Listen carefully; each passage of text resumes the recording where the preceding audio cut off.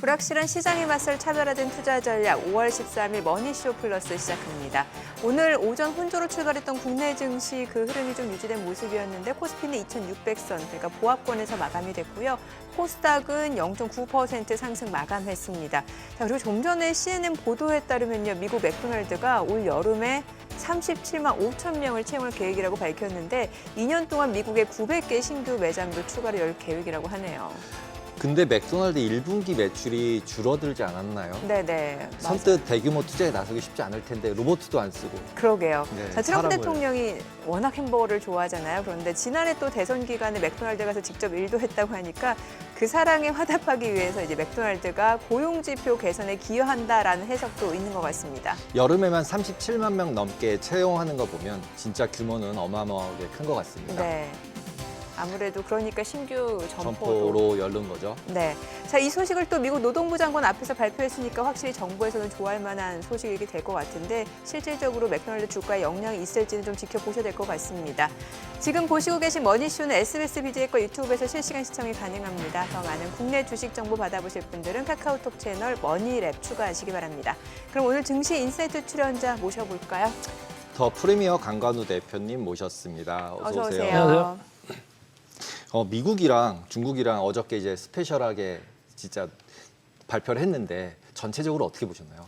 전 뭐 일단 어제까지는 이제 긴장 네. 모드 전 세계적으로 어쨌든 뭐 시장은 올랐지만 계속적으로 긴장을 하고 어떻게 이게 추이가 확산될지 아니면 마무리될지 그런 거 봤던 건데 긴장 모드가 좀 끝난 것 같고 리스크온 모드로 좀 전환을 한 그런 느낌 이런 걸 좀 받았어요. 그래서 전반적으로 지수가 밑에서 많이 올라왔음에도 불구하고 여기서 더 강해지는 그런 느낌을 받았고 제가 그 연초 대비를 해서 보니까 지수들이 많이 회복을 했더라. 그래서 네. 지금 보면은 나스닥 필라델피아 반도체 지수 여기만 조금 한 3~4% 마이너스 정도 있는 것 같고 나머지 다우나 S&P는 거의 이제 근처까지 왔더라고요. 그래서 네.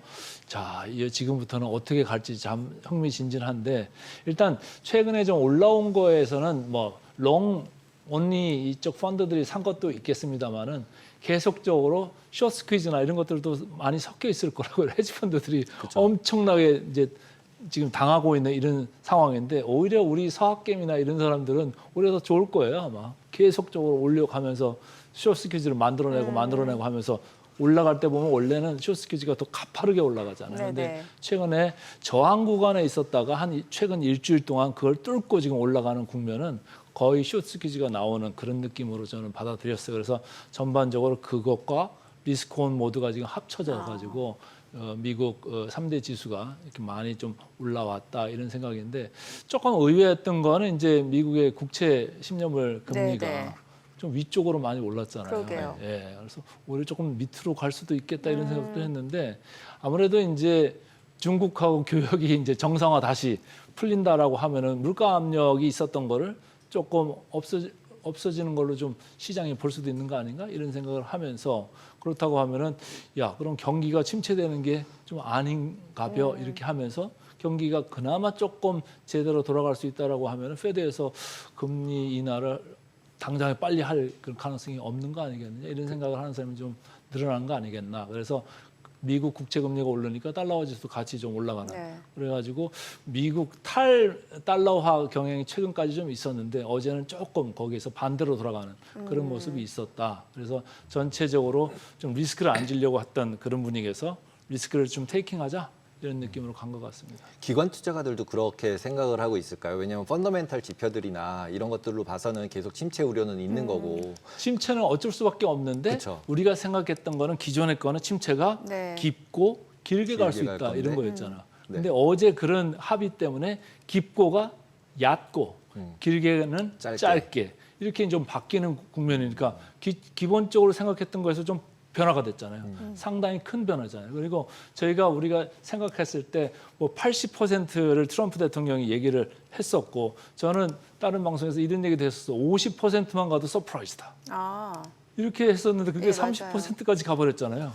어마어마한 이제 서프라이즈가 있었던 거죠. 거기다 30이어도 그것도 20은 펜타닐이라고 얘기를 그러니까요. 해버렸기 때문에 그러니까 그것도 그냥 없앨 수 있는 거죠. 10%밖에 10%잖아요. 안 되는 거잖아요. 그러니까 엄청난 거기 서프라이즈가 있었기 때문에 어제 미국 시장이 그렇게 강하게, 특히 나스닥이 강하게 반응을 한 건데, 뭐 저도 좀 쇼크를 받았어요. 아니 우리 시장 끝나고서 보니까 야간 선물이 쭉쭉쭉쭉 올라가면서 잠들려고 할 때 뭐 3%, 4%막 거기로 왔다 갔다 했는데 결국은 4%대로 나스닥이 끝났거든요. 그래서 이게 시장이 기본적으로 전제했던 그런 가정에서 그것보다 훨씬 더 아주 좋은 쪽으로 가버렸다. 거기에 지금 반응을 했다 이렇게 봤습니다. 일단 트럼프를 믿어야 되나요?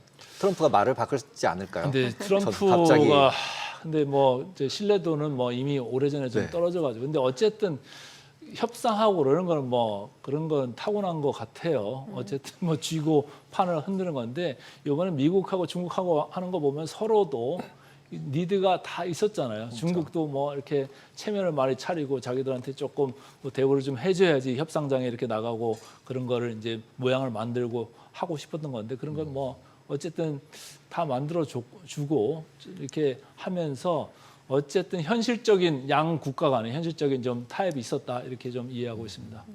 이쯤 되면 이제 투자자들이 좀 궁금해할 만한 게 이제 이런 진짜 그야말로 빅퍼스티브 서프라이즈였는데 이런 뉴스가 시장에 일단 긍정적으로 해석이 됐는데 이게 추세적으로 이어질 수 있을지 여부일 것 같고 지금 대표님이 말씀 주신 대로 일단은 뭔가 지금 쇼스퀴즈 물량까지 겹쳐지면서 이게 빠르게 좀 반등을 보였잖아요. 근데 이제 어제 그 미국 중국 간의 그 90일간 유예잖아요. 예. 이게 확정이 아니잖아요. 아니죠. 그렇죠. 근데 90일간 유예한다면 그러면 90일 되는 때 땅땅땅 그래가지고 그게 도장 찍고 사인하고 할 거냐.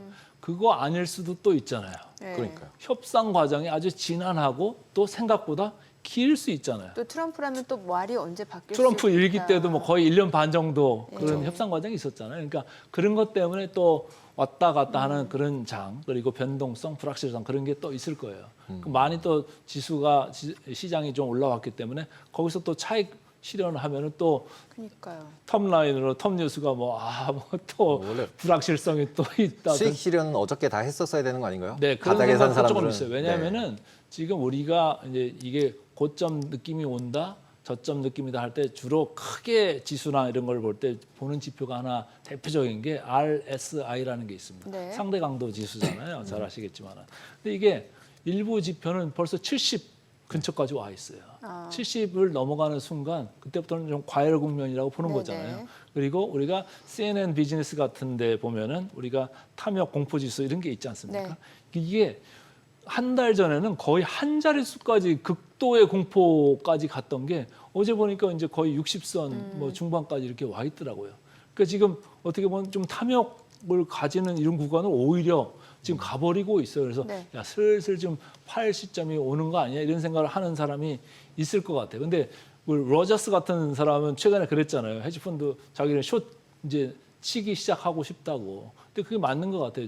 지수가 더 올라갈 수는 있지만 미국 시장이 싼 거는 아니잖아요. 네. 그리고 미국 뭐 M7 이런 주식들이 개별적으로 봤을 때 밸류에이션이 싼 거는 아니잖아요. 그러니까 지금부터 천천히 치기 시작해서 뭐 스파이크가 혹시라도 있으면 더 치고 싶다 이런 얘기를 이제 그분도 한 것 같은데 저도 제가 만약에 미국에 투자한다고 하면 지금부터는 슬금슬금 이제 빠져나와야 높은 돼요. 것들은 조금 숏을 지금 고려를 해볼 시점이 도래했다 이렇게 보고 있습니다. 그럼 추세 전환 아니고 단기 반등이다 이렇게 보시는 저는 거예요? 일단은 전 고점을 뚫고 다시 올라가는 이런 강세 몰마켓보다는 일단 너무 많이 떨어졌었잖아요. 한 네, 네. 30%까지 마이너스 났던 그런 베어마켓 국면에서는 이제 벗어났다. 베어마켓 랠리에서는 벗어났는데 전고점을 벗기기는 쉽지는 않을 거다. 당분간 불확실성은 계속 남아 있을 거다. 협상 과정에서 뭐 치고받고가 또 있겠죠. 그걸 뭐 순순히 이렇게 내주지는 않을 것 같다 이런 생각을 하고 있죠. 어저께 애플, 테슬라 급등했는데 맞아요. 실제로 5% 이상 상승하는 무슨 시가총액 1등짜리 종목들이 5% 이상씩 움직이고 좀 진짜 이상한 시장인 것 같아요. 근데 이 상태가 특히 이제 M7 쪽에 우리나라 이제 투자를 많이 하니까 그쪽이 계속 상승할 가능성이 있을까요? M7 쪽은 저는 뭐 이게 워낙 또 비싼 주식이고 워낙 변동성이 크기 때문에 장기로 지금 얘기하기는 조금 이른 것 같아요. 왜냐하면 변동성이라는 게 그냥 롱온리만 사면 좋은데 이게 네. ETF하고 또 연결이 돼 있잖아요. 그거 뭐 2X, 3X 막 레버리지 ETF들이 막 엮여 있어가지고 이게 베타가 1이 아닙니다. 보통 1이면 시장하고 같이 가는 정도잖아요.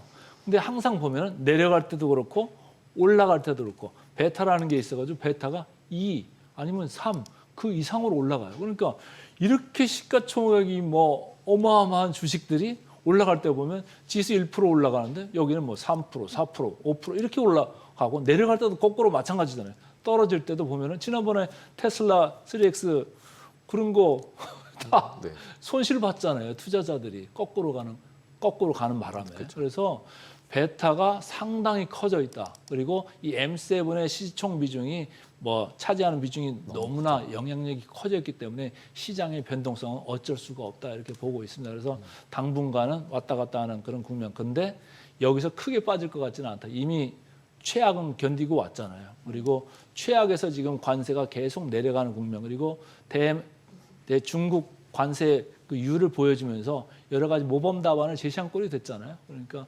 어쨌든 좀 안정화되는 그 국면으로 갈 수는 있다. 그러나 너무 높은 그 밸류에이션은 감당하기가 쉽지는 않으니까 계속 트레이딩장으로 왔다 갔다 할 수 있다 이렇게 그럼 봅니다. 이 차트에서 봤을 때 관세로 내려갔던 부분을 이렇게 지워버리면 연결시키면 이제 거의 제자리잖아요. 거의 제자리인 게 아까 얘기한 이제 S&P 500이나 다우존스 인더스트리얼 에버리지 거기는 거의 이제 제자리로 온 거죠. 나스닥은 아직도 한 4, 5% 정도 이렇게 남아 있는 건데 뭐 거기 갭을 조금 메꿀 수는 있겠죠. 근데 이제 지금 보면은 최근에 많이 올라왔던 게 뭐 팔란티어, 테슬라 이런 거잖아요. 근데 팔란티어는 뭐 지금 밸류에이션이 시장의 거의 6배 정도로 높잖아요. 그럼에도 불구하고 기세가 좀 살아있는 이런 그 차트상의 느낌이 있고 테슬라는 어쨌든 기대감이 계속 있는 와중에 실적은 줄었잖아요.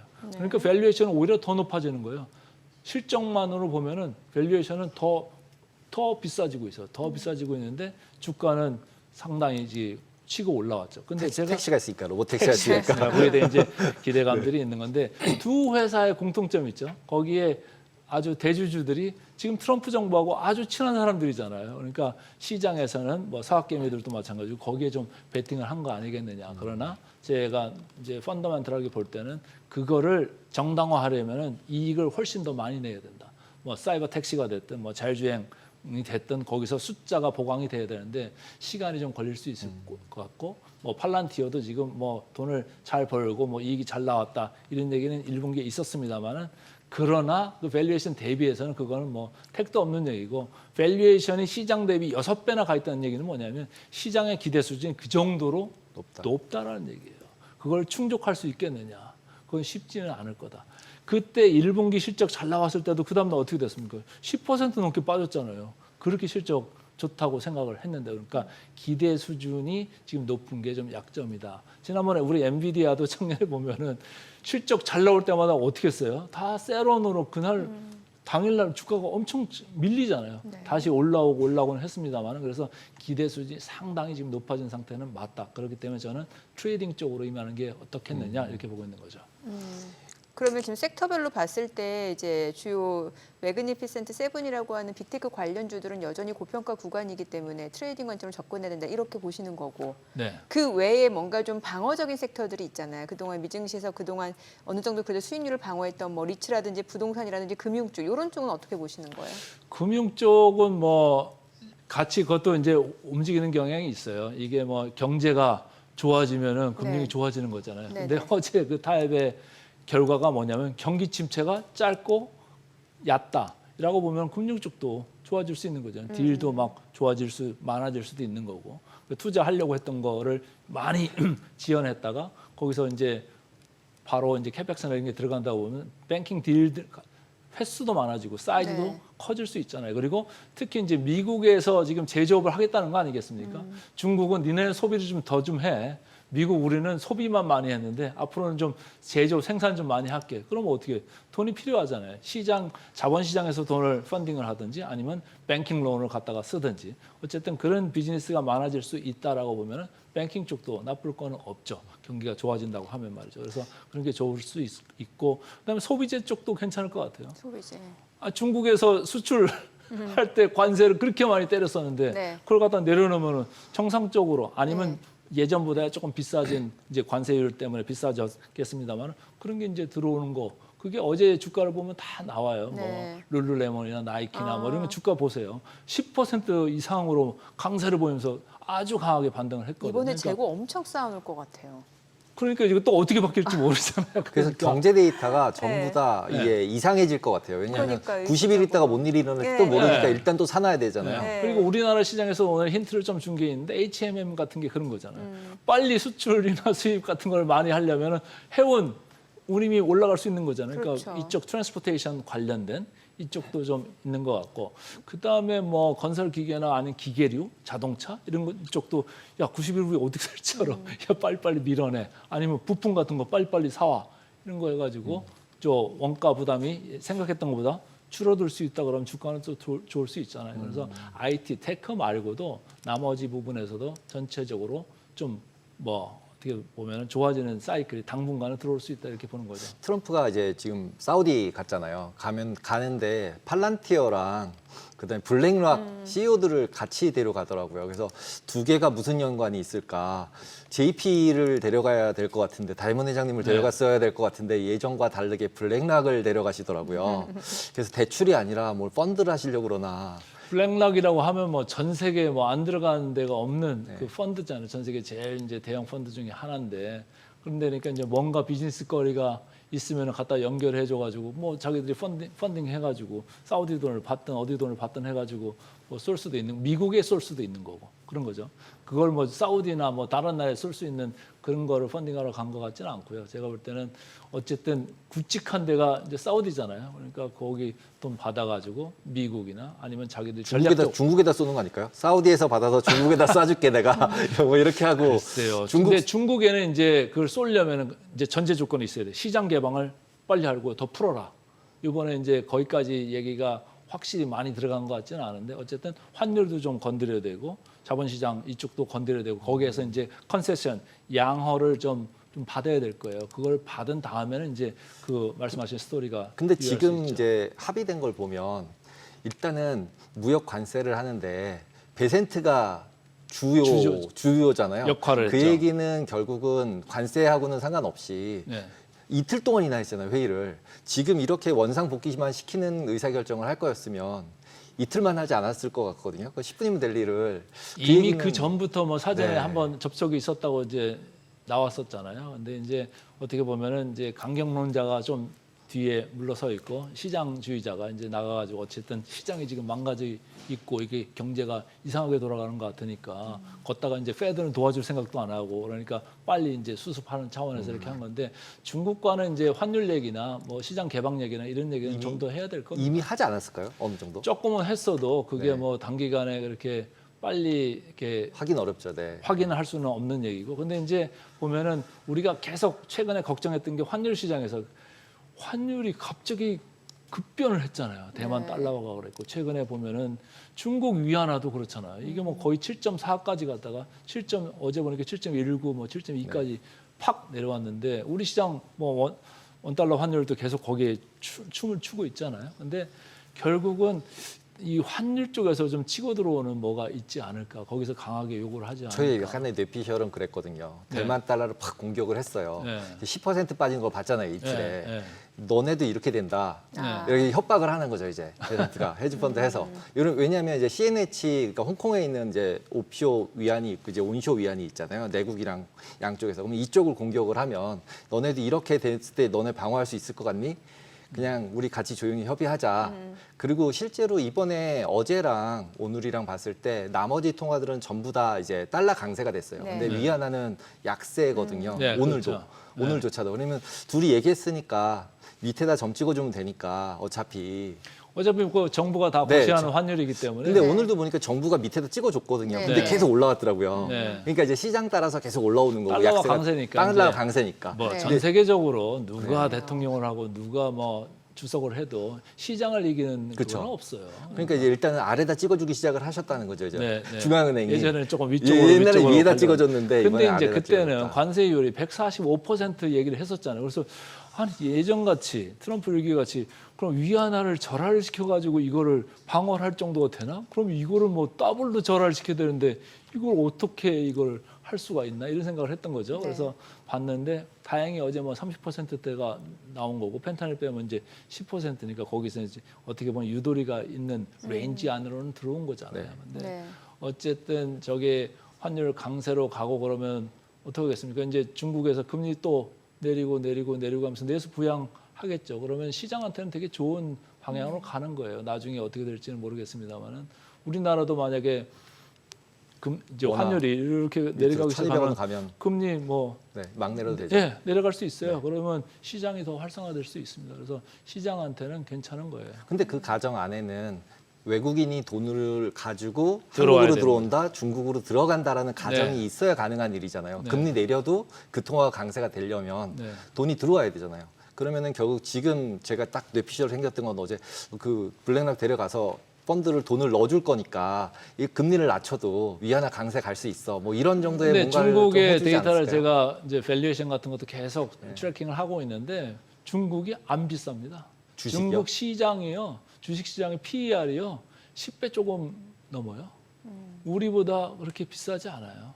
그럼 미국 같이 아주 비싸지도 않고요. 그래서 충분히 들어갈 수 있는 대체 시장이 미국 입장에서는 되고 있다 이런 얘기예요. 예를 들어서 미국 반도체가 걱정된다. 그럼 중국 애들 크는 게 걱정된다. 그럼 자기들이 돈 갖다가 넣을 수 있잖아요. 근데 이게 비싸면은 안 넣어야 되는 거잖아요. 근데 보니까 상당히 싸. 근데 거기 성장성도 좋아. 미국보다 더 성장한다고 그러는 판이잖아요. 그럼 미국 블랙락 입장에서는 자기들 펀딩 해가지고 돈 쏘고 싶을 거라고 저는 생각해요.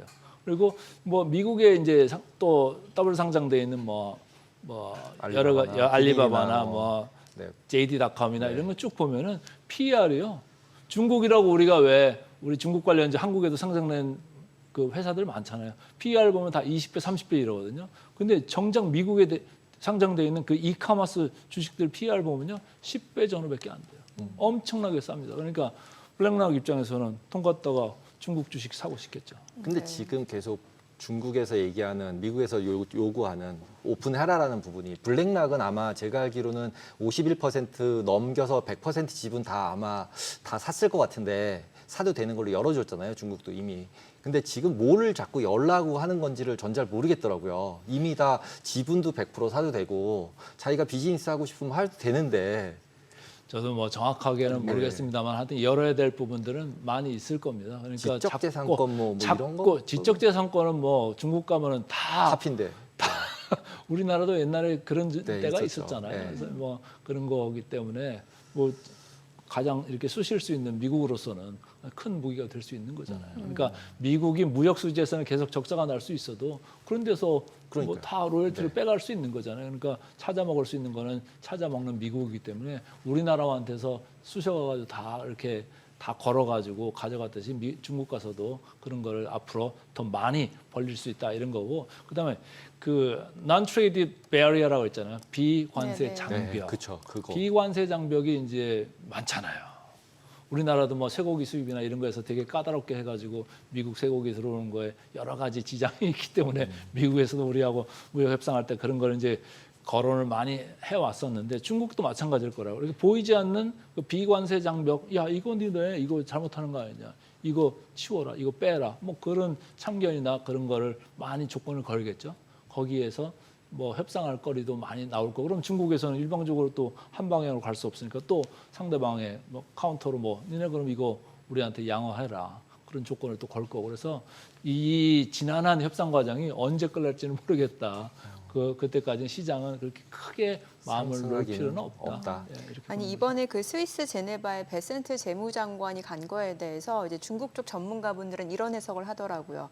중국 쪽에서 충분히 응하게끔 사실 무역부 대표보다는 베센트 재무장관의 역할이 이번에 컸잖아요. 그래서 중국한테 오픈하라고 하는 거에 대해서는 이제 미국은 월가, 그러니까 금융상품, 금융선진국이잖아요. 그래서 중국에 지금 저축되어 있는 잠자는 돈이 5경 원이래요. 네. 그러니까는 그 돈을 쓸 수 있게끔, 그러니까 중국에서 미국 월가에서 만든 금융 상품을 판매하고 중국인들이 그거를 소비할 수 있게끔 해달라는 그런 속내도 있다라고 우리나라도 하더라고요. 과거에 저축률이 무지하게 높았었던 데가 있잖아요. 네네네. 지금 중국은 뭐 40%뭐 그런 얘기들을 하잖아요. 저축률. 그러니까 야, 너네 이거 쟁여놓지만 말고 돈 좀 써라 이런 얘기예요. 맞아, 예. 우리는 좀 생산 좀 할게. 네, 그런 미국 소비를 입장에서는. 의미한다고 하더라고요. 예. 그걸 쓰라는 거죠. 예. 그리고 중국 정부 입장에서도 계속 경제 성장률이 내려오고 하니까 금리 계속 낮추고 자꾸 투자해라, 써라 이쪽으로 가고 이구한신 뭐 이런 게 다 그런 네, 거잖아요. 네. 돈 쓰라고 하는 거잖아요. 그래서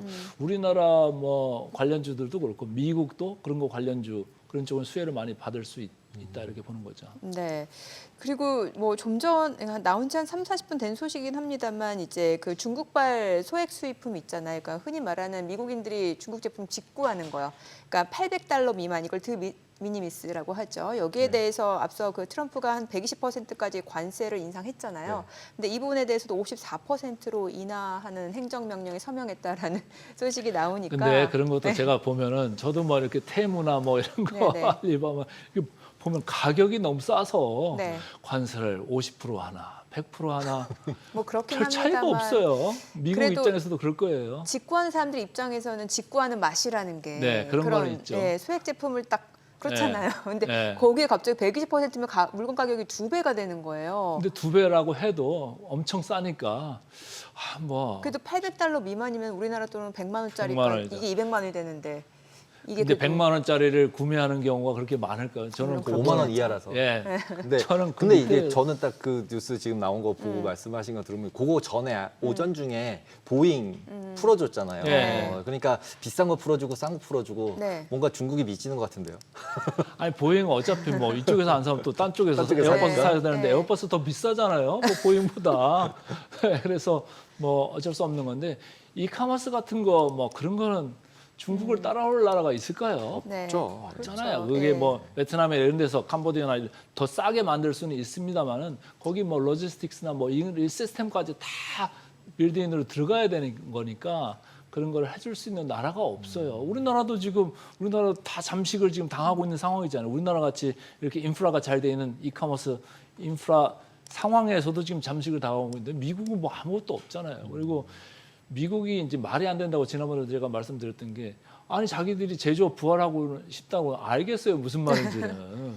근데 그 시민들이 그거 하겠냐고요 그거를.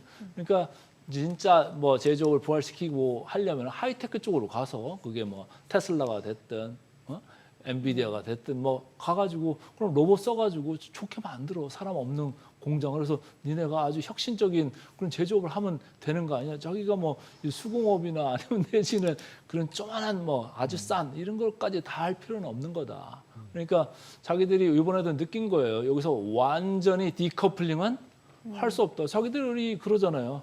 완전한 디커플링을 자기들이 얘기한 건 아니다. 부분적인 디커플링이죠. 그럴 수밖에 없잖아요. 현실적으로. 공장 어느 천년에 만들어가지고 어느 천년에 그걸 가격, 원가, 경쟁력 있게 제품을 만들어내겠어요. 말이 안 되는 소리죠. 그러니까 애초부터 좀 땡깡을 트럼프가 부려가지고 여기까지 온 건데 근데 그렇다고 해서 여기 다 끝난 건 아니다. 네. 그리고 마지막으로 그 10년짜리 금리. 10년물 그 국채 10년물 수익률. 국채 금리 네. 지금 이제 4.5에 가까이 오는데 네. 4.4 넘어가기 이제 시작하는 것 같은데 4.5 정도면은 국채를 미국 국채를 사도 되는 거 아닌가요? 지난번에도 한 4.6 네, 뭐 4.5, 4.6 근처 정도 가다가 네. 하겠잖아요. 내려갔잖아요. 네. 저도 뭐 그 정도면 될 거라고 봐요. 이제 경제가 나빠진다고 하는데 좀 나빠지는 것보다 좀 덜 나빠지는 쪽으로 갈 거고 물가가 많이 올라갈 거라고 했는데 많이 생각했던 것보다는 훨씬 덜 올라갈 거고 이런 상황이기 때문에 뭐 4.6 넘어간다고 해도 계속적으로 그냥 물타기. 적립식 사듯이 그냥 걷다가 넣어놓으면은 제가 볼 때는 한 6개월 정도만 넣으면은 이제 금리나 사이클로 들어가잖아요. 그렇다고 보면은 금년에 지금 컨센서스가 페드에서 금리를 한 2번 정도 한다고 보면은 결국은 기준금리 내려가면 뭐 국채금리 10년물이고 뭐 다 내려갈 수 있다라고 보면은 지금부터 한 6개월 정도 매달 넣겠다 아니면 뭐 보름에 한 번씩 넣겠다 이런 식으로 하면 제가 볼 때는 필승인 것 같은데요. 네.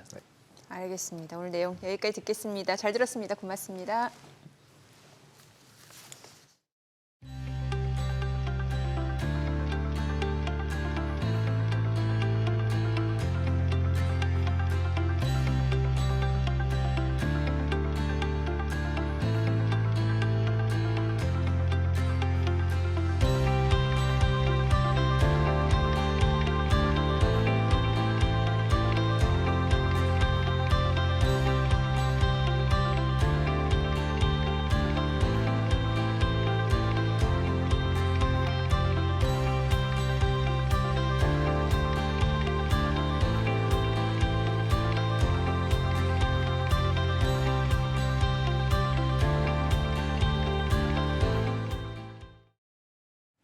뉴욕 증시 종목에 대한 투자 의견 자세히 정리해드립니다. 오늘은 카바나, 엠러빈, 로켈랩 총 3개 종목에 대해서 국내 증권사들의 분석 내용 살펴보도록 하겠습니다. 첫 번째 종목은 미국 최대 중고차 온라인 플랫폼 카바나입니다. 현재 주가는 279.62달러고요. 목표 주가는 290달러 선으로 제시가 됐습니다. 카바나는 1분기 실적 발표 이후 주가가 10% 넘게 급등하기도 했습니다. 매출과 순이익 모두 시장 기대치를 크게 웃돌았고 EPS도 무려 121% 상회하면서 어닝 서프라이즈를 기록했죠. 중고차 리테일 판매량은 전년보다 46% 늘었고 당위당 이익률은 상승한 반면 판관비는 감소해 수익성이 뚜렷하게 개선됐습니다. 여기에 자동차 관세 정책이 새로운 기회로 작용하고 있다는 분석입니다. 트럼프 행정부는 주요 자동차 부품에 25% 관세를 부과했고 완성차 업체들은 신차 가격을 잇따라 올리고 있습니다. 반면 중고차 수요는 오히려 급증하는 흐름인데요. 실제로 4월 중고차 가격 지수는 전월 대비 2.7% 급등했습니다. 차량 구매가 어려운 상황에서 중고차가 대안으로 떠오르면서 카바나는 자체 물류 인프라와 효율적인 비용 관리, 높은 성장 자신감을 바탕으로 당위당 총이익, 즉 GPU 개선 효과도 누리고 있는 상황입니다. 이렇게 단기적으로 수혜가 기대는 되지만 증권사는 장기적으로는 경쟁 심화와 소비 여력 둔화 등 위험 요소에도 유의해야 한다고 분석했습니다. 두 번째 종목은 글로벌 광고 플랫폼 기업 엠러빈입니다. 현재 주가는 347.90달러, 목표 주가는 466.83달러로 높게 제시가 됐습니다. 엠러빈은 이번 분기 실적에서 광고 사업의 중심의 선택과 집중 전략이 제대로 통했다는 분석이 나오고 있는데요. 1분기 매출은 시장 예상치를 7% 웃돌았는데 놀라운 부분이 광고 매출만 놓고 보면 매출이 무려 71%나 급증했습니다. 이 광고 부문은 전체 매출의 78%를 차지하는 핵심 사업인데 2분기 전망까지 밝았습니다. 연간 기준으로 69% 이상 성장할 거란 가이던스를 제시했고 광고 부문 마진은 80% 이상까지 올라가면서 수익성도 눈에 띄게 개선됐습니다. 엠러빈은 이 같은 광고 경쟁력을 더 높이기 위해 2가지 전략을 꺼내들었습니다. 하나는 AI 고도화, 또 하나는 셀프 서비스 대시보드입니다. AI 기반 광고 최적화 엔진 덕분에 단가도 좋아졌고 광고주 이탈률도 3%대로 낮아졌고요. 또 셀프 서비스 도입으로 적은 인력으로 더 많은 광고를 처리할 수 있게 되면서 양적 성장의 한계를 넘을 수 있을 거란 기대도 커졌습니다. 실제 실적 발표 직후 주가는 11% 넘게 급등하면서 시장의 긍정적인 반응을 이끌어내기도 했습니다. 마지막 종목은 스페이스X와 함께 거론이 많이 되고 있는 위성 발사 우주 시스템 전문 기업 로켓랩입니다. 현재 주가는 21.26달러 선이고 목표 주가는 24달러 선으로 제시가 됐습니다. 로켓랩은 1분기 무난한 실적을 발표했지만 기대에 못 미치는 수주 잔고에 시장 반응은 다소 보수적이었습니다. 매출은 전년 대비 30% 이상 증가했지만 전분기보다는 7% 줄었고요. 발사 서비스 매출과 우주 시스템 부문도 모두 전분기 대비 줄어들면서 주가가 하락한 뒤에 횡보하는 흐름 보이고 있습니다. 다만 이번 실적에서 희망적인 지점도 있습니다. 1분기 우주 미션 발사 횟수가 증가했고 발사 단가가 낮은 미션이 반영됐지만 2분기에는 단가 회복과 함께 다시 성장세가 나타날 것이란 가이던스 나왔습니다. 수주 잔고는 전년 대비 5% 늘어났고 현금 보유도 5억 달러를 웃돌고 있어서 재무 안전성은 유지되고 있고요. 특히 1분기 동안 미국, 영국, 독일의 방위우주 관련 대형 계약을 다수 체결했고 연말 예정된 뉴트론 로켓 발사, 또 유럽 진출 본격화 등 중장기 성장 모멘텀은 여전히 유효하다는 평가입니다. 신한투자증권은 지금이 오히려 미래를 위한 준비 시간으로 평가하고 있다는 점 참고하시기 바랍니다. 이상 세 종목에 대한 투자 의견 정리해봤습니다. 투자 심리가 적극적으로 살아난 뉴욕 증시, 오늘 밤 종목 대응에 해당 내용들 참고하시면 좋겠습니다. 지금까지 월가 인사이트였습니다.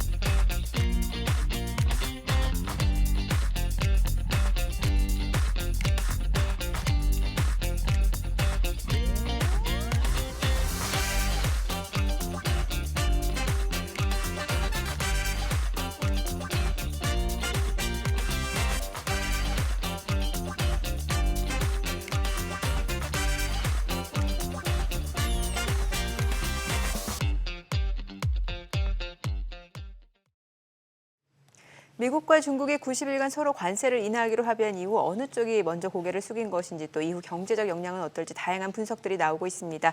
우리나라도 미국과 협상을 진행 중이라 어떤 영향을 미칠지도 굉장히 궁금해지는 상황이죠. 네, 미중 경제산업연구소 조영찬 소장님 모시고 말씀 나눠보도록 하겠습니다. 어서 오세요. 예, 안녕하십니까. 안녕하세요.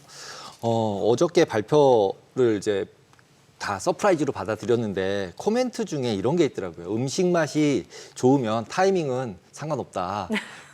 이런 말을 이제 아예 그 선언문에 썼더라고요. 그리고 그 얘기가 이제 보통 얘기할 때 중국 사람들은 이제 네 글자 성어로 이렇게 얘기를 하는데 이게 속뜻이 있는 건가요? 아니면 진짜로 뭐 그냥 타이밍은 진짜 상관없으니까 괜찮은 거다라고 하는 건지 한번 정확하게 설명을 해주시면 좋을 것 같아요. 이런 단어가 무슨 얘기인지 도대체. 중국에서는 뜻깊을 때 이제 음식과 관련 이야기를 많이 하는데요. 아무리 골목이 깊어도 음식점 맛이 좋으면은 사람이 항상 몰릴 수 있다는 이야기도 있고요.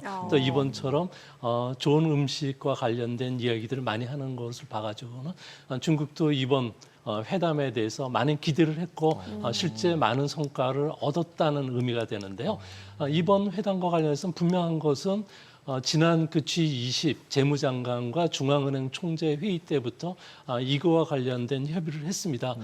그러면서 그 워싱턴에서 참석했던 중국 저 실무자들이 미국에 이야기하는 건 어정쩡한 상태의 관세율 인하 가지고는 자신들이 대폭적인 양보는 힘들다. 그러니까 대폭적인 양보를 하면은 중국도 여기에 맞대응해서 시장 개방이라든지 그리고 다양한 미국 기업의 시장 진출을 해서 실무 협상도 할 수 있고 펜타닐과 관련해서도 미국의 안전부 부장을 파견해서 미국과 협의를 하면서 갈등 관계를 해소시켜 주겠다고 이야기를 했고요. 그래서 이번에도 실질적인 최고 책임자라고 할 수 있는 허리펑 부총리 같은 경우에는 시진핑과 40년 친구 사이인데다가 현재 리창 총리보다도 실권이 상당히 강한 사람이다. 정권을 갖고서 이번에 참여를 했고요. 지금 조금 전에도 강간우 대표님께서 이야기해 주셨듯이 스콧 베센트 같은 경우에는 백악관 안에 지금 최근에 들어와서 실세로 통하고 있고요.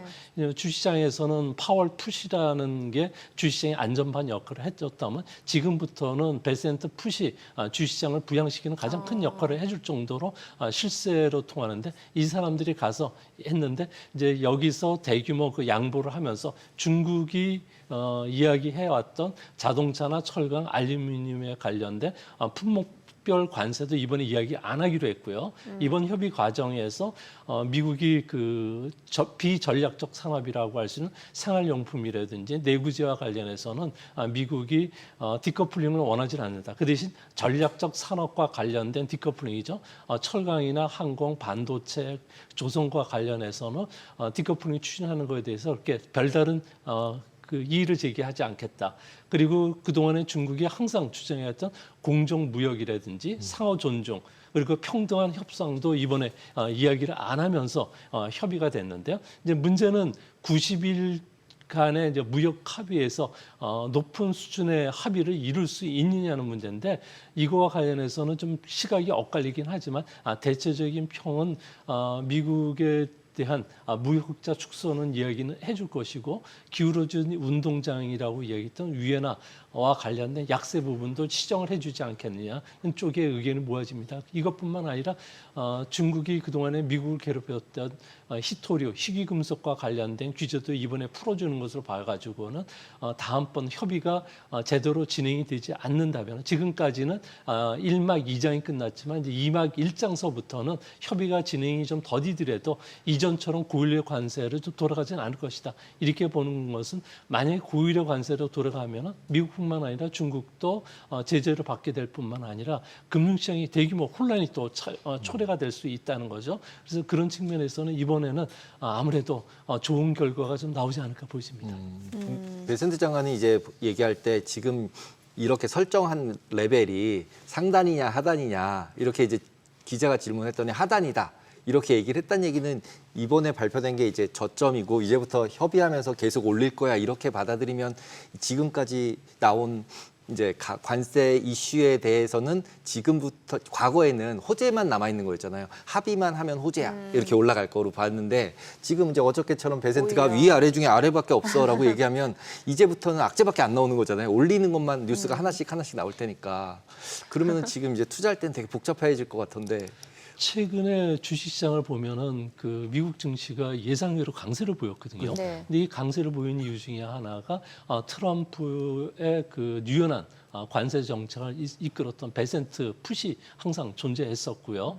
이것보다도 더 중요한 것은 현재 그 미국 안에 주식시장을 띄웠던 가장 큰 세력이라고 할 수 있는 레버리지 주식형 펀드들, 미국 주식에만 투자를 하는데 레버리지를 일으키다 보니까 주가 지수가 조금만 움직여도 배 이상의 수익을 버는데 이게 사상 최대 자금들이 몰리고 있다는 거죠. 이런 그 무역 협의와 관련된 긍정적인 소식은 이 사람들 같은 경우는 워싱턴에 있었던 G20 재무장관 회담 때부터 이제 캐치를 하면서 대규모 자금들이 유입이 됐는데 조금 전에 말씀하셨듯이 이제부터 그 중국이 원하는 거 그리고 미국이 원하는 거 이제 달성하지 못하면 조금씩 높여간다고 했을 경우에는 아무래도 이 레버리지 펀드들 쪽에서 대규모 청산이 되면서 주시장의 그 변동성 확대 요인이 될 가능성이 큰데 제가 보기에는 현재 그 일률적인 관세 그러니까 영국과의 무역 협의를 보면 10% 관세는 깔고 가겠다는 거죠.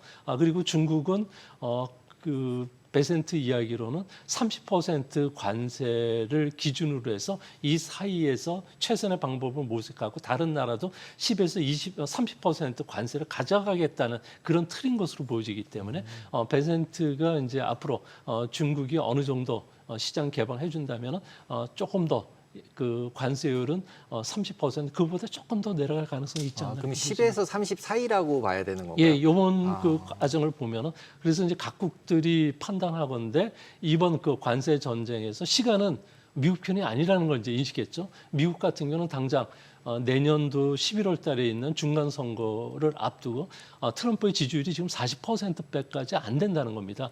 그중에 무역 전쟁, 관세와 관련된 지지율은 20%밖에 안 되는 거고 이러다 보니까 당장 7월 4일 날 독립기념일까지 미국 같은 경우에는 그 부자 감세 영구화 시키는 거, 그다음에 감세 세대별 관세를 좀 낮추는 거 관련된 상하원 통과가 상당히 좀 그 공화당 의원들의 반발로 인해서 상당히 어려움을 겪고 있었습니다.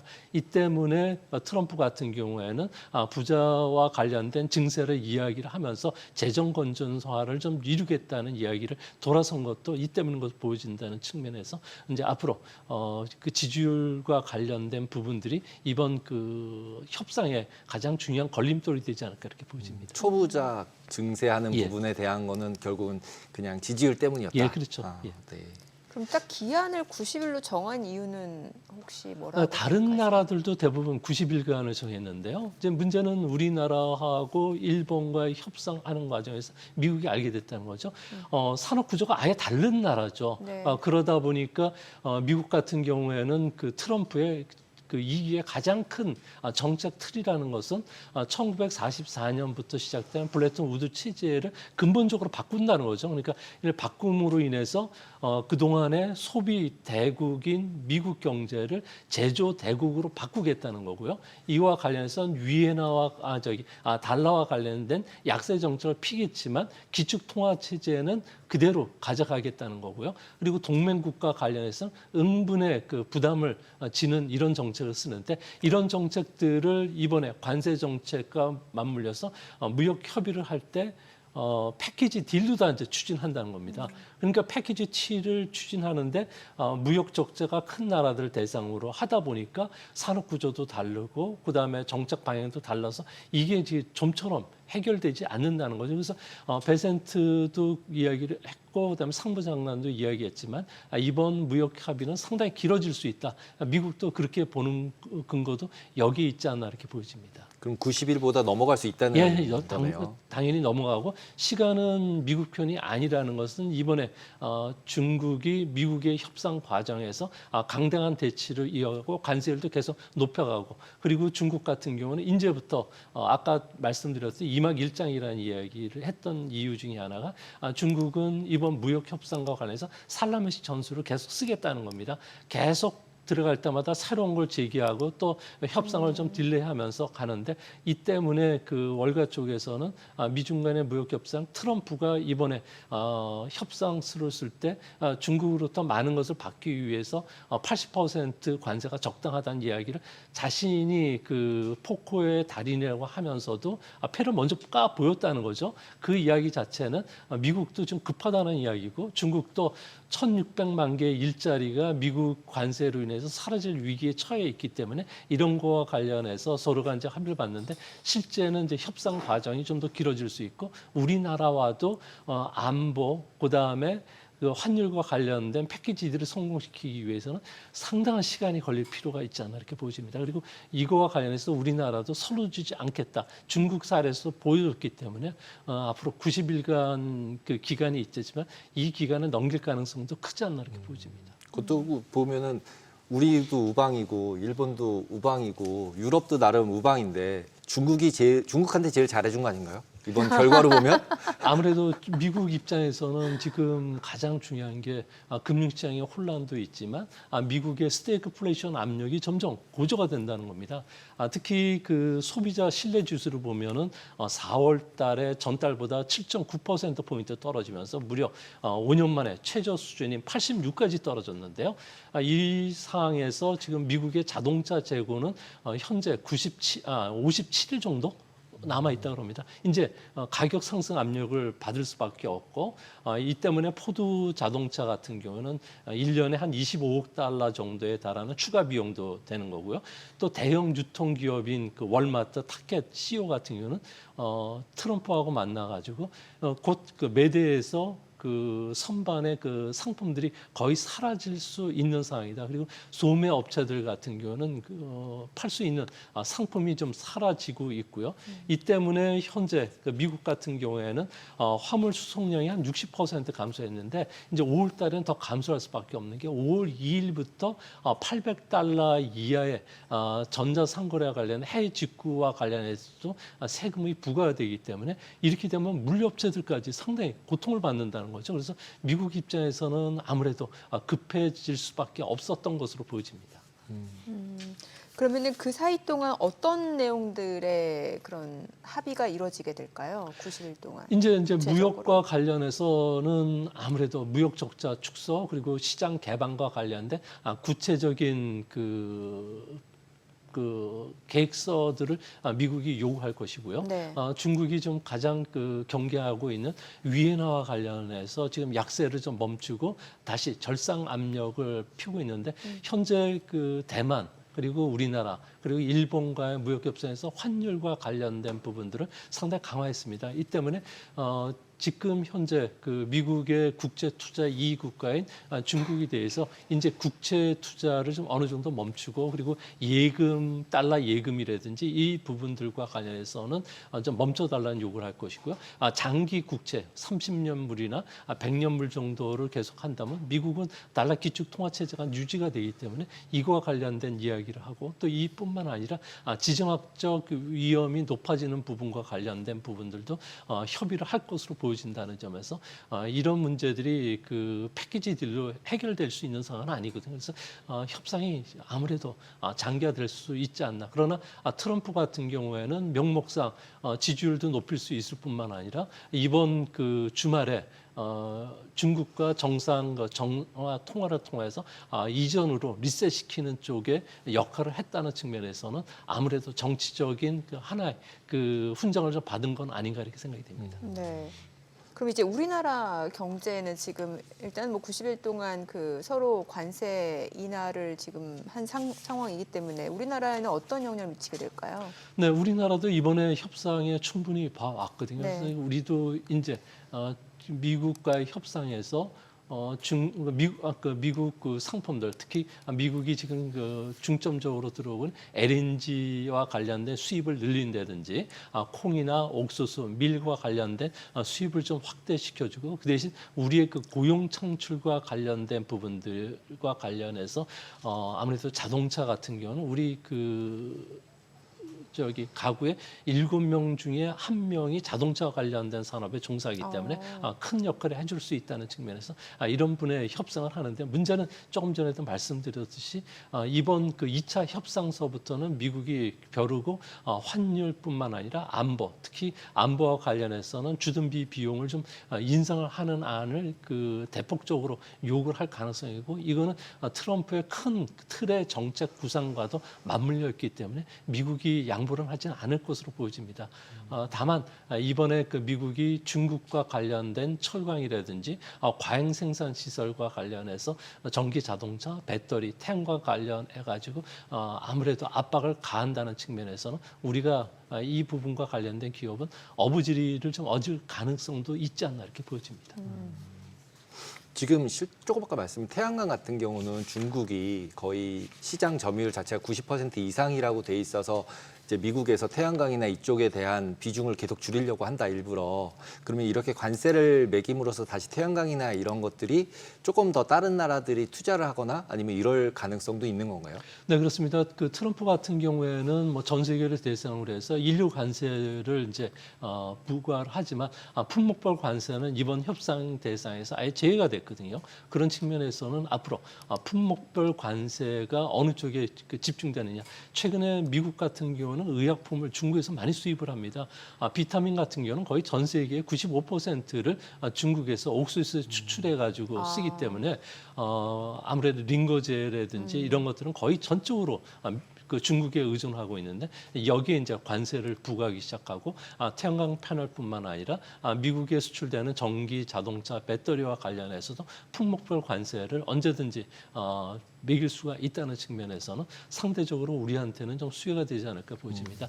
영국과의 그 무역 합의를 주목하실 필요가 있는데 네. 영국 같은 경우에는 미국과의 무역에서 항상 110억 달러 정도 적자를 보는 나라입니다. 네네. 미국은 흑자를 보는데 무역 합의하는데 5년이 걸렸습니다. 아무래도 이런 부분들을 우리가 참조를 하면서 해야 되지 않나 보여지고요. 자동차 관세를 그 영국에 대해서는 미국이 10만 대라고 했는데 10만 대 자체가 에스턴 마틴이라든지 롤스로이스라든지 그 미니라는 그 자동차와 관련해서 이제 부과가 되기 때문에 그런 측면에서 보면은 그 10만 대 효과가 크지는 않지만 우리 같은 경우는 자동차와 관련된 무역 흑자가 350억 달러 정도 되니까 아무래도 이 부분과 관련해서는 우리가 좀 더 노력을 해야 되지 않나 이렇게 보여집니다.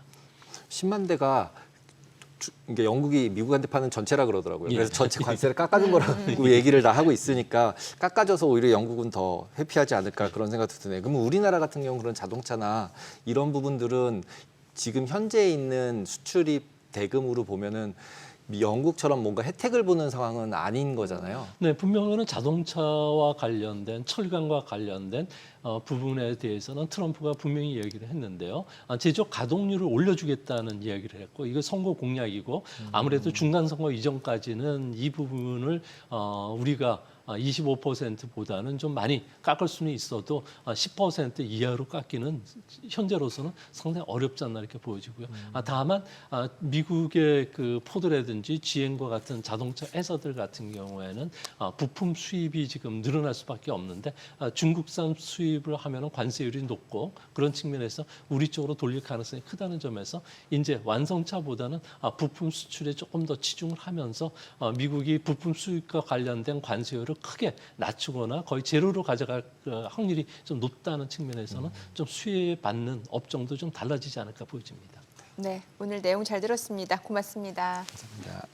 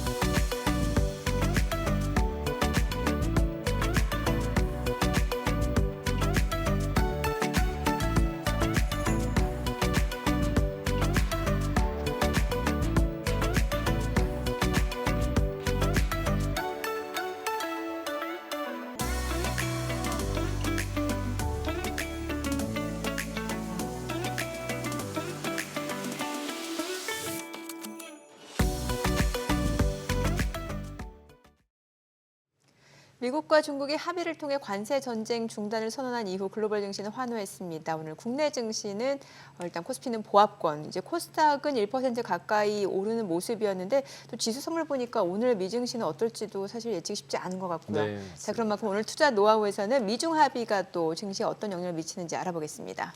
유한타증권 인천본부 원산준 차장 모셨습니다. 어서 오세요. 안녕하세요. 반갑습니다. 네. 오늘 일단 뭐 시장 코스피는 보합권이고 코스닥은 그래도 오르긴 했습니다만 네. 사실 미증시 환호 랠리였잖아요. 그렇죠. 그에 비하면 오늘 국내 증시는 약간 아쉬운 감이 있어요. 일단 어제 이제 많이 좀 올라왔죠. 이제 우리나라의 지수를 좌지우지하는 삼성전자가 굉장히 큰 폭의 상승을 보여줬고, 이제 오늘 그런 상승을 이어서 붙이기에는 조금 아무래도 수급적인 힘이 붙이다 보니까 오늘은 일단 지수가 강보합에서 좀 마무리가 되는 모습이었던 것 같습니다. 일단 그래도 이제 전일 폭등한 삼성전자가 좀 쉬는 동안에 기존의 주도 섹터라고 했었던 조선주 섹터가 재차 반등이 나왔다는 점, 이거는 아직 환율이 원화가 약세임에도 불구하고 수급적인 체력 자체가 완전히 죽지는 않은 것 같다라는 부분을 좀 느낄 수 있었고요. 다만 아쉬운 것은 새로운 매수세의 유입은 없고 외부로부터 네. 다시 자금이 들어오는 건 없고 그냥 시장 안에 머무는 돈들이 그냥 시장 밖으로 나가지 않고 그냥 순환매성으로 그 안에서 예. 계속 돌고 있다는 점들, 이런 것들은 조금 아쉬울 뿐이긴 한데요. 이런 부분들은 아무래도 좀 이제 새 정부가 들어오기 전까지는 시장에서 조금 더 눈치를 보지 않을까라고 생각을 합니다. 네. 원래 이 시간이 네. 투자 노하우 시간 아닌가요? 네, 맞아요. 그렇죠. 그래서 시장 그 노하우 시간이니까 네. 최근 들어서 시장을 보면 우리나라 네. 시장 같은 경우는 완전 박스에 오히려 더 갇혀져 있잖아요. 그렇죠. 원래는 교과서적으로 보면 이렇게 고점을 넘기면 네. 매수를 하고 그리고 저점을 내려갈 때는 빨리 로스컷을 하거나 아니면 추세 추정으로 하는 트레이딩하는 분들은 매도를 오히려 해야 되는 건데 예. 지금 같은 경우는 무조건 빠질 때 사면 먹고 무조건 오를 때 팔면 수익이잖아요. 일단은 단기적으로 요즘은 보면 그렇습니다. 맞습니다. 항상 그러고 있고 지난번에도 관세 때도 그랬고 네. 이제 어제 같은 경우도 무조건 이제 너무 큰 양봉이니까 팔아야면 뭐 수익이 날 것 같고 이런 느낌이 드는데 결국은 지금 말씀하신 것처럼 외부 자금이 들어오는 게 없으니까 네. 그 안에서 돌다 보면 결국은 이제 이렇게 포커를 치면 판돈이 딱 정해진 거 안에서 나눠 가져야 되잖아요. 뭔가 그렇죠. 신규 자금이 들어와서 뭐 그러게요. 어떻게 해줘야 얘가 이제 파이가 커지는데 네. 그럼 이 상황은 같은 상황에서 우리나라에서 뭔가 지금 전략을 세워야 된다라고 하면은 한국 주식 또 미국 주식, 뭐 이렇게 이제는 일본 주식, 유럽 주식까지 다 하시는데 보통 이제 지점에서 이제 고객분들 오시면은 추천을 하시거나 이러실 것 같은데 주식을 뭐 미국 주식이다 아니면 한국 주식이다 그런 기타 다른 나라 중국 포함 이제는 중국도 봐야 될 것 같잖아요. 네. 그러니까 이제 중국은 버려라 막 이랬었는데 이제는 또 버리면 안 될 것 같은 아닙니다. 예, 분위기니까 맞습니다. 그러면 이렇게 되셨을 때 이제 고객분들한테 추천을 해주시면 어떻게 추천을 해주세요? 일단 저 같은 경우 개인적으로 이제 제 고객님들을 이제 모실 때에 기본적으로 달러 베이스의 자산은 가지고 계셔라. 아, 그러니까 그 달러 같은 경우에는 환전을 이제 해서 원화를 환전해서 달러를 가지고 있잖아요. 네. 그러면 그 돈은 뭐 향후에 뭐 자녀분들 뭐 결혼을 시킨다든지 아니면은 뭐 집을 바꾼다든지 이런 정도의 큰 이벤트가 있지 않는 한 내가 달러 자산은 계속 가지고 간다라는 관점으로 이 돈에 대해서는 환전은 하지 마시고 계속 이제 미국 주식 내에서의 어떤 이제 스윙적인 이제 매매 포인트를 잡아가시면서 대응을 하시고 나머지 돈에 대해서는 일단 이제 국내 시장에서 아무래도 좀 집중적으로 아무래도 기민하게 우리가 매매를 할 수가 있으니까 뭐 지금 우리 진행자분께서 말씀 주셨다시피 어떤 이제 뭐 빠지면은 사고 좀 올라가면 팔고 이런 식으로 좀 기민하게 움직이자라고 말씀을 드리고 그렇게 좀 대응을 해드리고 있습니다. 보통 그러면 달러를 얼마나 가지고 얘기하세요? 달러 같은 100이라고 돈이 있다 원화가. 예. 그럼 그 중에서 달러를 얼마 정도 가져라 이렇게 얘기를 해주세요. 맥스 30%입니다. 맥스 30%. 예. 지난해도 그러셨어요? 한참 지난해까지는 미증시 좋을 때요. 그때는 원화 자산을 고객님들께 이제 좀 보유를 해가지고 가셔야 된다고 말씀을 드려도 고객님들께서 알아서 이제 미국 주식 비중이 더 높으셨고 그리고 아무래도 그쪽에서 수익이 더 많이 나다 보니까 이제 있던 이제 국내 주식도 매도를 해가지고 네. 미국 쪽에서 들어가시고 그랬었죠. 예, 예. 한참 수익을 내시고 지금 이제 5월 달이라서 그 세금도 내야 되니까. 해주신 양도세 세금 내야 되는 시즌인데 네. 뭐 지금 와서 이제 환전하시는 분들 환전해가지고 세금 낸다고 하시고 그것도 신고 대행도 해드리고 뭐 그러고 있습니다. 근데 문제는 작년까지만 하더라도 미국 주식 하시는 분들 굉장히 재미가 좋았습니다만 네. 아무래도 올해 들어오면서 이제 트럼프 정부가 본격 런칭을 하고 그리고 이제 트럼프가 이제 3월달 후반부터 네. 3월, 4월부터 해가지고 관세 전쟁을 맞아요. 일으키게 예. 되면서 미국도 굉장히 많이 예. 주저앉았잖아요. 근데 그 부분에서 이제 좀 기민하게 대응을 하셨던 분들 같은 경우에는 괜찮은데 그냥 고스란히 그 폭탄을 맞으셨던 분들 같은 경우 지금 세금 내려니까 계좌는 마이너스인데 나 작년에 많이 벌어서 매도를 쳤다고 벌써 세금을 내야 된다. 이 부분에 대해서 조금 아무래도 반감이 있으시긴 네. 합니다만 그래도 이제 더 올해 수익을 잘 내드릴 수 있으니 세금 내야 되는 건 내야 된다 하고 또 환전을 해드리고 있고 뭐 그런 상황입니다. 그 저점 부분에서 이렇게 주식 비중을 늘리신 분들도 많이 있으신가요? 고객분들 중에? 저점 부분이라시면 우리나라 관세 팍 떨어졌을 때. 그때는 늘렸다라기보다는 이렇게 대응을 하셨던 것 같습니다. 기존에 많이 빠져버리면은 안 물리는 게 없어요. 다 물렸었어요. 그렇죠. 다 그렇죠. 물리는 거죠. 그러면 이참에 계좌를 아예 깨끗하게 리밸런싱을 하자. 어, 다 빠졌을 때는 손절을 봐도 뭐 그렇게 뭐 속이 아프진 않아요. 그래서 손절을 보고 그리고 나가지고 이제 종목을 싹 교체를 하는 거죠. 그때 이제 조선주들 기존에 들 빠졌던 것들 소위 말하는 기존 주도 대장주들 쪽으로 조선 방산 쪽 섹터 같은 경우에는 국내 주식 포트에 최소 30에서 40% 일단은 세팅해서 가지고 가고 그리고 여기서 빠져봐야 더 뭐가 빠질 게 있겠어라고 이제 볼 수 있는 섹터가 우리 반도체 섹터 특히 삼성전자였었습니다. 삼성전자 54,000원대 뭐 이럴 때 밑에서 이제 좀 매수를 하신 분들 같은 경우에 뭐 지금 아까 이제 6만 전자 언저리 갈까 말까 하고 있는 입장에서 여기서 이제 좀 고민이 되시는 거죠. 매도를 하고 또 요거를 박스 플레이로 가야 될까 아니면은 이번에는 진짜 삼성전자가 6만 전자를 찍고 올라갈 수 있을 거에 대한 고민들 이런 것들이 있으신데 근데 일선 이제 현장에서 봤을 때 그리고 이제 삼성전자를 계속 이제 모니터링하는 입장에서 봤을 때에는 삼성전자가 여기에서 한 단계 더 레벨업이 되기 위해서는 단순하게 현재 레거시 쪽이 돌려서 세우는 것들만 가지고는 삼성전자가 여기서 더 한 단계 업되기에는 조금 한계가 있다. 진짜 이제 엔비디아 HBM4 부분에서 굉장히 드라마틱한 어떤 퍼포먼스를 보여주거나 하지 않는 이상은 아무래도 조금 제한이 있다라고 보여지고 자 삼성전자가 그러면 이제 박스권 상단 6만 전자 여기 돌파가 어려울 것 같다라는 가정을 한다라고 하면은 기존 주도주 섹터 조선 그리고 방산 섹터에 대한 비중은 지금 조정이 조금 들어오긴 하지만 계속적으로 가져가거나 조금 더 조정을 받을 때 늘려나가거나 하는 쪽으로 전략을 대응을 하는 게 맞다라고 보여지고 그렇게 고객님들께서도 투자를 하고 계십니다. 그럼 최근에 또 금도 많이 올랐잖아요. 네. 금도 많이 오르고 뭐 원유도 요즘은 또 보시는 분들도 많고 그러면 아까 이제 달러랑 이제 원화랑은 30대 70 나눴잖아요. 그러면 이 70 안에 금이나 이런 것도 여기 들어 있는 거예요? 여기 들어 있는 거예요? 일반적으로?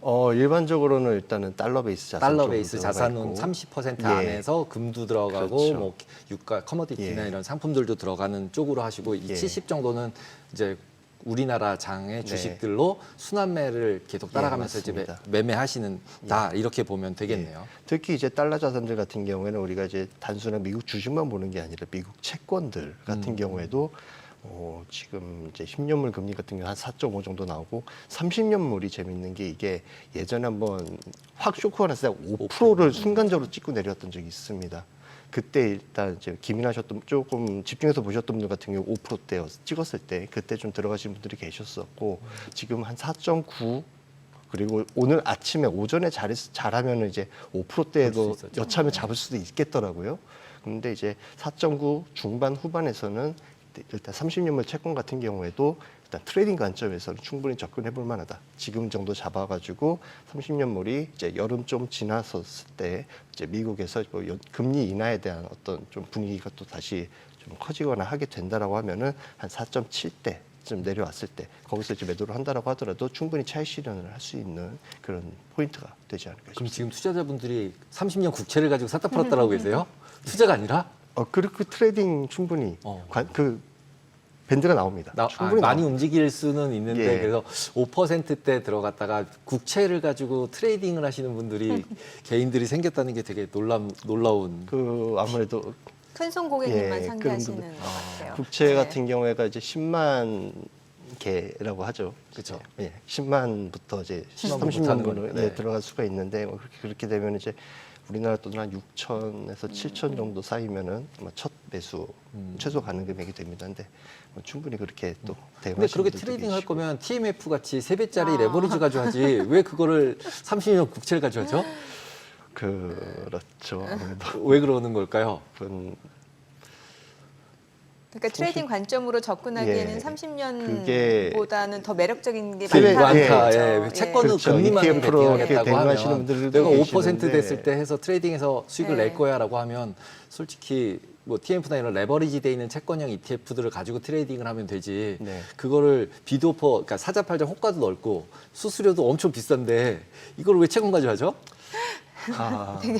예, 너무 예리한 질문이시네요. 너무 예리하셔서 뭐 일단 뭐 제 손님들은 손님들은 채권 베이스로 이렇게 그러니까 물리면은 내가 안 팔고 끝까지 가져갈 거야라고 하시는 분들이 채권을 할 그렇죠. 것 같거든요. 예, 네. 맞습니다. 그래서 저는 이게 한 5% 정도 됐으면은 내가 그냥 자산 중에 10%, 20%나 그냥 물어도 돼. 그리고 예를 들면은 솔직히 하이네드월스 고객분들은 네. 솔직히 5%면은 미국 국채로 5%면은 예를 들면은 뭐 100만 불 정도만 사서 넣어놔도 이거 계속 나오는 거잖아요. 어떻게 생각하면.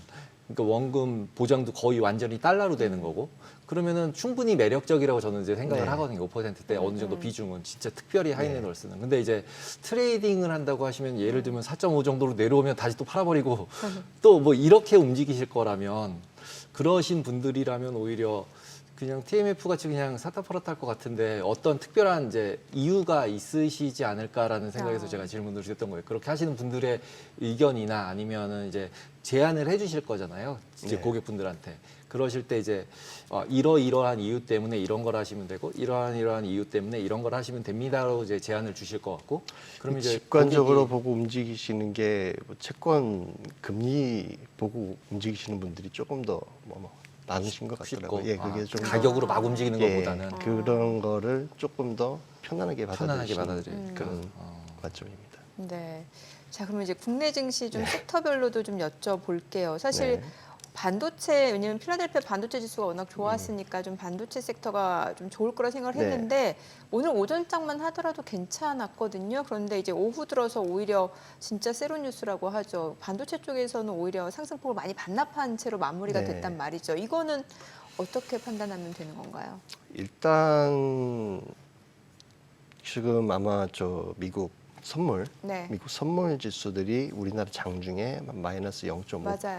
0.5%, 아니 0.5%죠. 0.5%까지 밀리고 이런 모습들이 나오면서 뭐 조금 아마 주춤했던 것 같은데 여전히 그냥 불확실하다 이거죠. 네. 그게 아마 저는 그렇게 생각을 합니다. 삼성전자 때문인 것 같다. 삼성전자. 예. 만약에 삼성전자가 이제 하이닉스처럼 뭐 네. 그 정도의 이제 시장에서 그 AI 소위 말하는 AI 반도체 섹터에서의 그 정도의 포지션을 차지하고 있었다. 우리나라에서 그렇게 있었다라고 네. 하면은 아마 이렇게까지 움직이지는 않을 것 같았습니다. 자, 어제 같은 경우에 이제 필라델피아 반도체 지수가 꽤 올랐습니다. 지난 3월달 관세 전쟁 리스크 부각 이전 지수가 한 4,600포인트입니다. 필라델피아 반도체 지수가. 근데 어제 4,780까지 올라왔는데 그 이면에는 엔비디아가 5%가 올랐고 브로드컴 6%, 퀄컴 4%, 마이크론 테크놀로지 7% 막 이렇게 올라가 버렸습니다. 이렇게 올라오면서 이제 지수가 그 주요 저항대에서 4,500포인트를 갭으로 그냥 밀고 올라와 버렸는데 이게 이런 이제 소위 말 미국에서 치고 올라갔었던 반도체 종목들 같은 경우는 그 AI에 대한 그런 어떤 뭐라 그럴까요? 모멘텀을 안고 이제 올라가는 종목들입니다. 근데 네. 이제 아무래도 삼성전자 같은 경우에가 AI에 대한 모멘텀이 과연 있는 종목이 맞을까? 퓨어하게 하이닉스처럼 AI에 대한 모멘텀이 있는 종목이라고 봤을 때에는 그거는 이제 투자자들 입장에서는 아니지 않겠는가라고 그렇게 받아들여지는 것 같고 그런 것들이 아무래도 이제 오늘 시장에 이렇게 조금 눌림으로 작용을 하지 않았나 싶었습니다. 근데 일단 이 반도체 섹터 같은 경우에는 소위 말하는 이제 그런 테크주잖아요. 테크주 네네. 같은 경우에는 가장 싫어하는 게 그런 불확실성인데 어찌됐건 이제 중국발로 해서 이제 불확실성이 조금은 완화가 되는 모습들이 나와줬었고 어찌됐건 이 반도체 같은 경우 이번에 이제 미중 관세 협상에서 이건 들어가는 품목은 아니었습니다. 이건 별도로 빼놓고 이제 미국에서 다루겠다라고 했던 부분인데 그럼에도 불구하고 이런 액션이 나왔다는 거는 미국에서 이번에 이런 관세 협상을 하는 걸 보니까 이거는 미국이 아무래도 조금 더 급한 분위기인 것 같다라는 부분들. 그렇다면은 반도체 관련된 이제 관세를 이제 개별 관세를 매길 때에도 뭐 그렇게 시장에서 경악을 할 정도로 안 좋게 매기지는 않겠구나라는 부분들 이런 것들이 좀 전반적으로 투영이 되지 않았나라고 생각을 하고 뭐 그렇게 되다 보니까 아무래도 오늘 같은 흐름이 나왔던 것 같습니다. 근데 이제 뭐 당장 눈앞에 우리가 두고 봐야 되는 것은 5월 28일 날 이제 네. 엔비디아 실적 발표가 있게 예, 되겠죠. 근데 거기에 변곡이 아마 되지 않을까. 거기에서 만약에 계속 엔비디아는 매 분기마다 이제 어닝에 대한 이제 서프라이즈를 보여줬는데 그 기울기가 조금 둔화가 되거나 하는 모습들이 나올 때에 반도체가 다시 조정이 오고 뭐 기존의 우리나라 섹터 같은 계속 기존 주도주 역할을 했었던 부분들만 계속 치고 가게 될지 아니면 이제 뜨거운 여름에 이제 AI 테크 섹터가 그 같이 뜨거워질지 이런 것들이 아마 5월 말에 어느 정도 좀 판가름이 나지 않을까라고 생각을 합니다. 네. 오늘 그 제약바이오는 네. 다행히 반등을 했는데 이게 사실 트럼프 대통령이 미국에서 약가 네. 인하 행정명령에 네네. 서명했다는 소식 때문에 제약바이오 업체들 같은 경우 이제 마진율이 줄어들 것이 우려가 되면서 좀 주가에 많은 영향을 그렇죠. 받았던 것 같은데 이 부분에 대해서 다시 좀 해명이 나왔던 게 네. 제약업체들 마진율에 영향을 주지 않을 정도로만 하겠다라고 하는데 이게 맞는 건가요? 그건 뭐 일단 봐야 될 것 같습니다. 이게 그래요? 근데 이제 오늘 그러니까 트럼프가 처음에 자기 그 X라고 하죠. 소셜 미디어에 올린 거를 보고는 시장이 화들짝 놀라가지고 네. 어제 이제 확 빠졌는데 정작 행정명령 관련한 세부 사항들이 나오자 이제 오늘 반등이 이렇게 나왔던 건데 제약회사들 입장에서는 우려했던 것들보다는 훨씬 약했고 이행에 있어서 구체적인 내용 자체도 없었다라는 그런 이제 뉘앙스였습니다. 그리고 이제 이렇기 때문에 해당 리스크로부터 빠져나갈 구멍이 우리가 있지 않나라고 이제 생각을 했던 것 같고 그리고 이제 예전에 2020년도 트럼프 1기 행정부 때에 네. 그 외래 진료에 적용이 되는 그 메디케어 파트 B라는 네. 부분 이쪽에서 약값을 내리려고 했었는데 이때 막 제약회사들이 줄소송을 걸어버립니다. 연방법원에. 그때가 제동이 좀 걸렸었어요. 그냥 결국 못했었던 거거든요. 그래서 제약회사들 같은 경우 이번에도 뭐 한번 해볼 테면 해봐라. 우리가 소송을 한번 또 대응을 해주마. 이렇게 좀 배짱을 튕기는 것 같고. 그리고 트럼프 같은 경우 이번에는 약가 인하가 니네 제약회사들이 약값을 내려 이것도 있지만 그 미국의 PBM 업체라고 해서 이제 파마시 베네핏 매니저 네. 이쪽 그 약 공급 도매상이라고 해야 될까요? 이 업체들이 너무 폭리를 취하는 것 같으니 니네들을 아예 빼버리든지 시장에서 아예 빼버리든지 아니면 너네들이 조금 더 그거를 톤을 다운시키든지 이렇게 좀 나왔습니다. 근데 이 PBM 업체들 같은 경우 어떻게 보면 이제 직접적인 타격이 될 수가 있겠죠. 이렇게 되게 되면은 한국 업체들 같은 경우에는 여기서 오히려 더 기회를 잡을 수가 있기 때문에 뭐 예를 들어 오늘 같은 경우에 셀트리온 IR팀에서 이제 홈페이지에다가 관련된 내용에 대해서 브리핑을 좀 해줬는데 우리 같은 경우에는 이제 PBM 업체들 눈치를 안 봐도 되니까 우리는 이제 미국의 직판을 도모하는 회사이기 때문에 우리 같은 회사들이 이제 협상력이 조금 더 강해질 수가 있고 그리고 고가의 오리지널 의약품 중심이라고 합니다. 미국 같은 경우 시장 구조가 유럽 대비해 가지고는 아직 오리지널 약 들의 비중이 뭐 휴미라 같은 거 이런 것들은 이제 80%가 넘어가고 이렇게 되니까.